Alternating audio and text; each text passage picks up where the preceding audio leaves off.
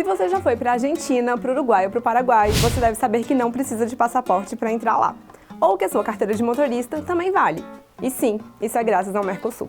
Vem com a gente que o episódio de hoje do Indústria de A a Z é sobre o Mercado Comum do Sul, o mais importante arranjo comercial do Brasil.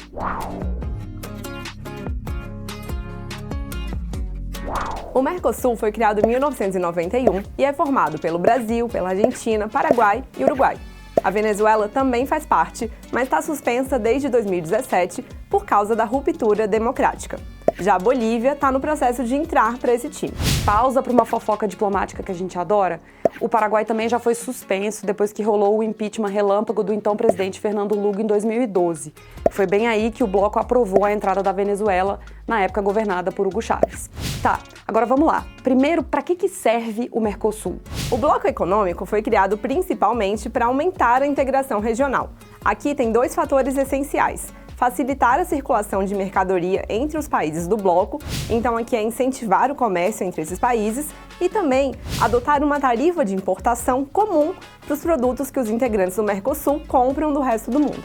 Se de uns anos para cá você anda achando vários vinhos argentinos legais no supermercado, dá para dizer na boa que isso se deve ao Mercosul.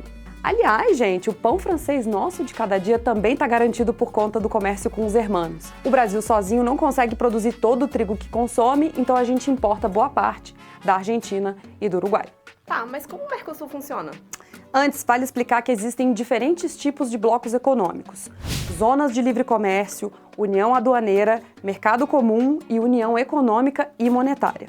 O nome do bloco nos induz um pouquinho ao erro, mas ele também reflete um sonho. Apesar de chamar Mercado Comum do Sul, o Mercosul não é um mercado comum, ele é uma União Aduaneira imperfeita. Uma zona de livre comércio ou não pratica as tarifas aduaneiras ou tem tarifas reduzidas entre os seus integrantes. O NAFTA, que inclui Canadá, Estados Unidos e México, é um exemplo de zona de livre comércio. A União Aduaneira já dá um passinho a mais e estipula uma tarifa...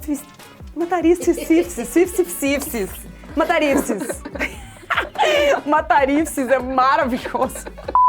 A União Aduaneira já dá um passinho a mais e estipula uma tarifa externa comum para os produtos vindos de outros países.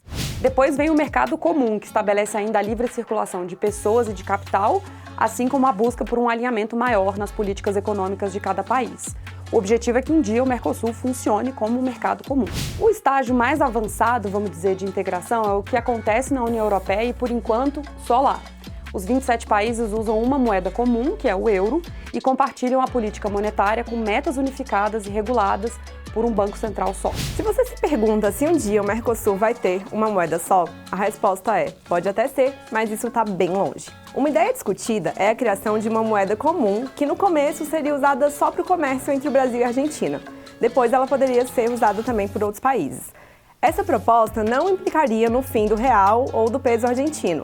A vantagem dessa moeda só para o comércio bilateral é que não seria mais preciso usar o dólar, que é o padrão das transações internacionais. Hoje, os países têm uma reserva em dólar que funciona como uma espécie de seguro para garantir que não vai rolar um calote. Mas essa hegemonia tem sido contestada. A China, por exemplo, tem tratados bilaterais para usar o yuan, que é a moeda chinesa, e essa estratégia fez o país, por exemplo, ganhar mercado na Rússia, que reduziu as transações em dólar por conta das sanções econômicas. Esse plano de ter a moeda aqui para o Mercosul ainda está cercado de muita dúvida sobre como funcionaria. Tipo, quem emitiria essa moeda, qual seria a cotação e o lastro para garantir os pagamentos. Por isso, está bem longe ainda de acontecer. Que Brasil e Argentina têm uma relação de amor e rivalidade, a gente sabe, mas você sabia que foi a partir dessa relação que nasceu o Mercosul?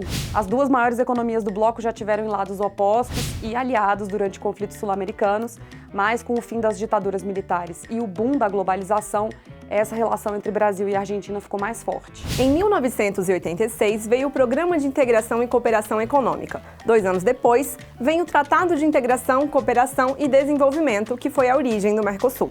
Daí, em 1990, a Ata de Buenos Aires buscava a integração total alfandegária. De olho nessa aproximação, o Paraguai e o Uruguai também quiseram entrar nessa onda. Em março de 1991, os 4 países assinaram o Tratado de Assunção, no Paraguai, e o Mercosul estava fundado. Ao longo dos anos, Chile, Colômbia, Equador, Guiana, Peru e Suriname passaram a ser membros associados. Eles têm acordo de livre comércio com o bloco, mas não têm poder de voto. A presidência do Mercosul é rotativa entre os fundadores e dura 6 meses. Fora da América do Sul, o Mercosul também tem acordos comerciais com Israel, Egito, União Aduaneira da África do Sul, Índia, México, Cuba e, mais recentemente, com Singapura.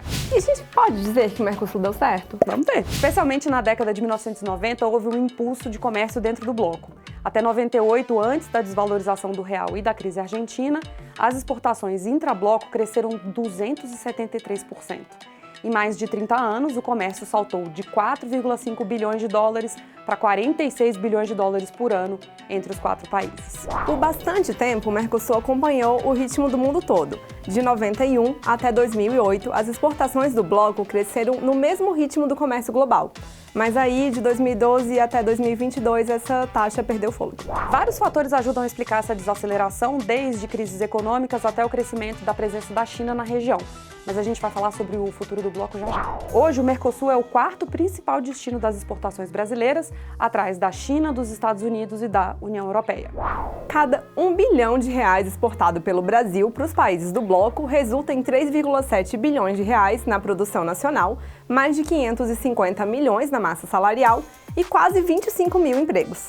Vender para o Mercosul é mais vantajoso para o Brasil do que vender para os outros principais parceiros comerciais por causa da qualidade das exportações para os vizinhos. A gente exporta principalmente bens industriais como veículos de transporte. Não é só no comércio que a União Regional fortaleceu os países do Cone Sul. O Mercosul também tem uma grande importância política e tem a missão de diminuir as assimetrias entre os integrantes. Hoje, o Brasil sozinho tem 72% do PIB do grupo. Do outro lado, o Paraguai responde por bem pouquinho. Esse é o objetivo do Fundo para a Convergência Estrutural do Mercosul. Ele financia a melhoria de estradas que recortam os países e também ajuda a conectar as redes elétricas, incluindo já ter feito aí uma obra de ampliação da margem direita de Itaipu, a hidrelétrica binacional que produz e fornece energia tanto para o Brasil quanto para o Paraguai. O fundo também já financiou projetos de saneamento em Ponta Porã e em comunidades indígenas no Paraguai. Beleza, o Mercosul facilitou visitar, estudar e trabalhar nos países da região e fortaleceu o comércio. Mas o que vem pela frente? Hoje, a China, a União Europeia e os Estados Unidos são os principais parceiros do bloco.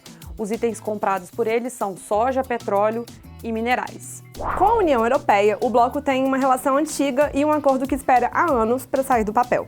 Em negociação desde 1999, o tratado vai formar uma das maiores áreas de livre comércio do planeta, com quase 700 milhões de pessoas e mais ou menos 20% da economia global. É coisa pra caramba, né? E a parceria também vai incentivar a criação de empregos e diversificar as exportações, além de fortalecer a economia brasileira.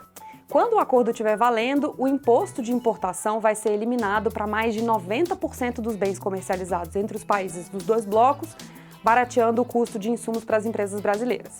Se os compromissos já estivessem valendo, cerca de 13 bilhões de reais de exportações feitas para a União Europeia já estariam isentas dessa cobrança. Em 2019, as negociações finalmente foram finalizadas e agora falta a assinatura formal pelos dois lados. Aí você perdoa a gente, que é tanta coisa para explicar que vai ficar para outro vídeo.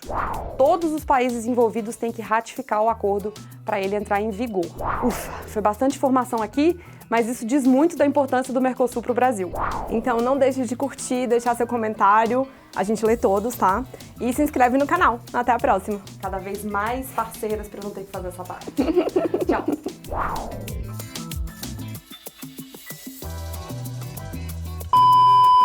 Cada um bilhão de reais exportado pelo Brasil. Eu ia falar dólares. Cada 1 bilhão de dólares. É muito difícil. $1 million. Cada 1 bilhão de. Que ódio! A gente vai falar dólar, mas é real.